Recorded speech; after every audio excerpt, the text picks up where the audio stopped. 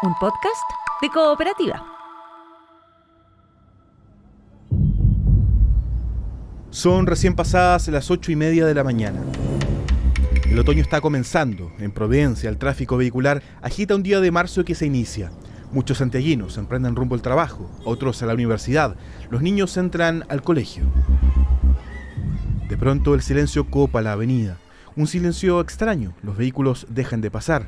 Un helicóptero en lo alto vigila. Carabineros ha detenido el tránsito. En las puertas del Colegio Latinoamericano de Integración se dan cuenta. Es 29 de marzo de 1985. Aquí en la Avenida de los Leones con el Vergel hoy se levanta un edificio de departamentos. En la vereda que lo antecede, 3 árboles con 3 bancas que se iluminan de noche recuerdan al profesor Manuel Guerrero, al sociólogo José Manuel Parada y al publicista Santiago Natino. Los 2 primeros secuestrados aquí, donde en 1985 estaba el Colegio Latinoamericano de Integración. El tercero en la Avenida Apoquindo, muy cerca de su casa. El periodista Sergio Campos fue el primero en informar del secuestro. Ese día en la mañana estábamos a punto de concluir el diario de Cooperativa, faltaban como 20 minutos para las 9, y me llama Manuel Guerrero Antequera, hijo de Manuel Guerrero Ceballos, de 14 años.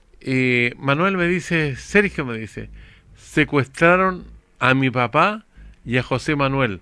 Un grupo que asaltó el Colegio Latinoamericano de Integración y en las puertas fueron secuestrados y balearon al tío Leopoldo Muñoz de la Parra. Él está grave, pero a ellos se los llevaron.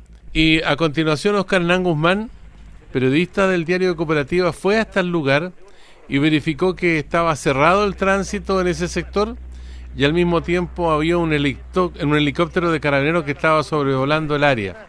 Desconocidos procedieron a secuestrar desde la puerta de entrada al establecimiento educacional al profesor Manuel Guerrero y al sociólogo y apoderado de este establecimiento, José Manuel Parada. Los cuerpos de Guerrero, Parada y Natino aparecerían degollados al día siguiente en el camino de Américo Vespucio, el 30 de marzo de 1985. Recuerdo que Eduardo Segovia, uno de nuestros periodistas de la radio Cooperativa, nos informa, digamos, que habían aparecido 3 cadáveres. Había dicho que uno de ellos tenía una casaca de cuero café.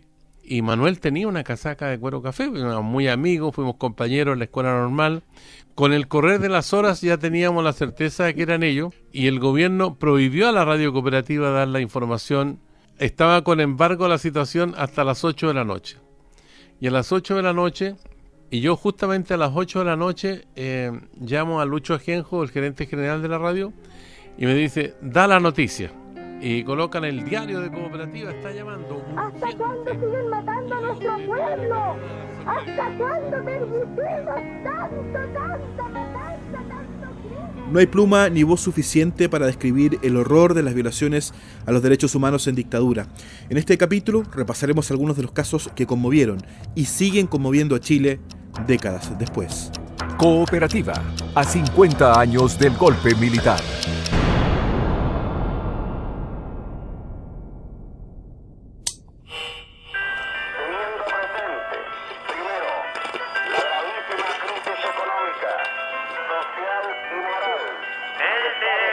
Parece que ya empezó, dijo el cantautor Víctor Jara la mañana del 11 de septiembre, mientras intentaba sintonizar la radio.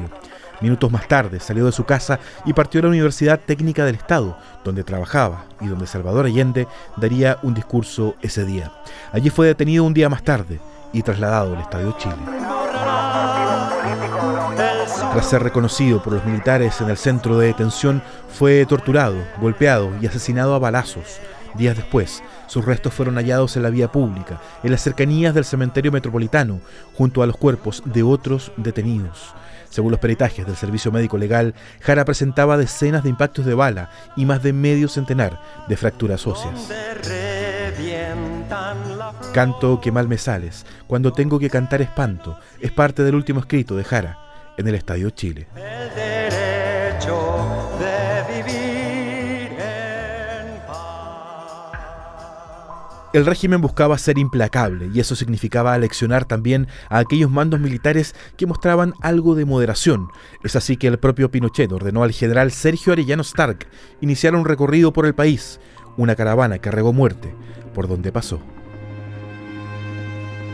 Oficialmente la misión de la Caravana de la Muerte era uniformar criterios para la administración de justicia militar, acelerando los consejos de guerra.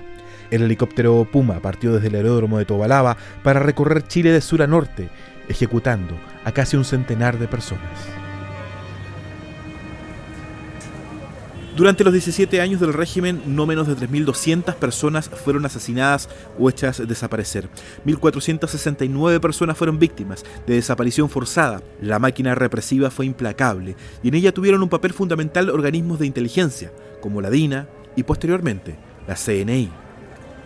La Dirección de Inteligencia Nacional, liderada por Manuel Contreras, fue la responsable de perseguir, secuestrar, torturar y asesinar a miles de chilenos durante los primeros años del régimen. En 1975 llevó a cabo la Operación Colombo, un despliegue destinado a encubrir el asesinato de 119 dirigentes políticos, haciendo creer a la opinión pública a través de montajes comunicacionales que habían muerto en enfrentamientos.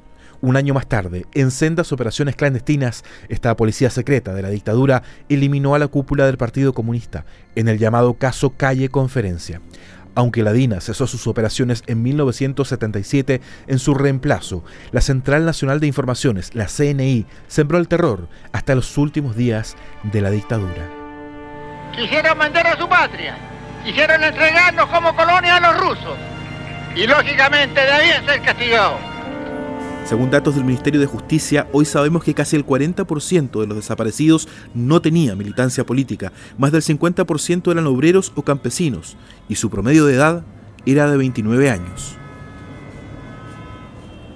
En 1980, un plebiscito nacional aprobó una nueva constitución y otorgó a Pinochet el cargo de presidente. Entonces no había registros electorales y la oposición al régimen seguía bajo censura. Uno de los actos públicos más importantes y multitudinarios fue el llamado Caupolicanazo, la primera gran manifestación opositora encabezada por el expresidente Eduardo Frei Montalva. Este plebiscito carece de validez. De esta manera, en los 80 empezó a dibujarse un escenario donde poco a poco la oposición política a la dictadura comenzó a cobrar fuerza. Pero la represión, los asesinatos y desapariciones continuaron hasta los últimos días del régimen. Tucapel Jiménez fue un histórico presidente de la ANEF. Soñaba con reunificar el movimiento sindical chileno. En los inicios de la dictadura llegó a reunirse con representantes del régimen con el objetivo de mejorar las condiciones laborales de los trabajadores. Reunió organizaciones sindicales en el Grupo de los 10 y viajó buscando solidaridad internacional. A inicios de los 80 ya tenía un rol importante como opositor a la dictadura. Así fue que la Dirección Nacional de Inteligencia del Ejército, la DINE, comenzó a seguirlo. Interceptó sus llamadas, preparó el terreno para los hechos del 25 de febrero de 1982. Esa mañana Jiménez salió de su casa en Renca en su taxi. Fue interceptado por presuntos pasajeros. Lo obligaron a conducir al camino Renca-Lampa, donde detuvieron el vehículo. Allí le dispararon en 5 oportunidades y le propinaron 3 heridas cortopunzantes. Un año más tarde, en su casa de Valparaíso, fue hallado el cuerpo de Juan Alegría Mundaca. Presentaba profundos cortes en sus muñecas y a un costado, sobre un baúl, en una carta de su puño y letra, confesaba la autoría del asesinato de Tucapel Jiménez. Según consta en el fallo del juez Sergio Muñoz, este carpintero de 41 años fue emborrachado y obligado a escribir la carta suicida, para luego ser asesinado. El asesinato de Juan Alegría Mundaca demuestra los esfuerzos de planificación y ocultamiento por parte de los agentes de la dictadura. 20 años después del crimen de Tucapel Jiménez, el fallo de primera instancia firmado por el juez Sergio Muñoz condenó a 12 ex uniformados, entre ellos el autor intelectual, el ex director de la DINE, general Ramsés Álvarez, y el autor material, el mayor Carlos Herrera Jiménez. Pronto frenamos, se inició un tiroteo intensísimo. La Operación Siglo XX fue el atentado con que el Frente Patriótico Manuel Rodríguez intentó asesinar a Augusto Pinochet en el camino al Cajón del Maipo. En los hechos del 7 de septiembre de 1986 murieron 5 escoltas y el entonces director de la CNI ordenó vengar sus muertes, asesinando a 2 personas por cada uniformado muerto. Posterior al atentado contra Pinochet, fueron asesinados el periodista José Carrasco, el artista Gastón Vidaurrazaga, el publicista Abraham Muscat-Blit y el electricista Felipe Rivera. 9 meses más tarde, 12 militantes del Frente Patriótico Manuel Rodríguez fueron asesinados por agentes de la CNI en la matanza de Corpus Christi, la llamada Operación Albania. Como decíamos al inicio, falta pluma y voz para describir el horror que vivió Chile en dictadura. En futuros episodios vamos a retomar estos y otros casos que marcaron a fuego la historia de los 17 años del régimen.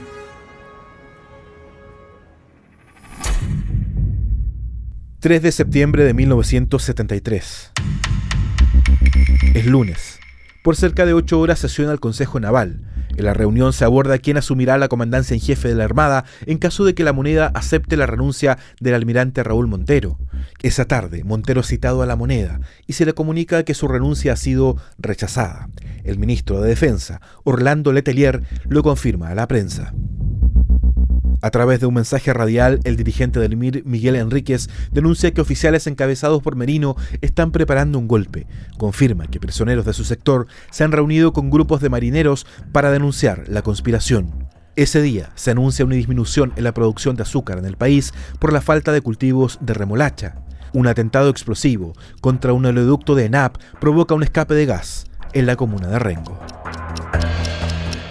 Crónicas del 11 es una presentación de Cooperativa Podcast y Cooperativa.cl. En el próximo capítulo, el gran problema es Chile.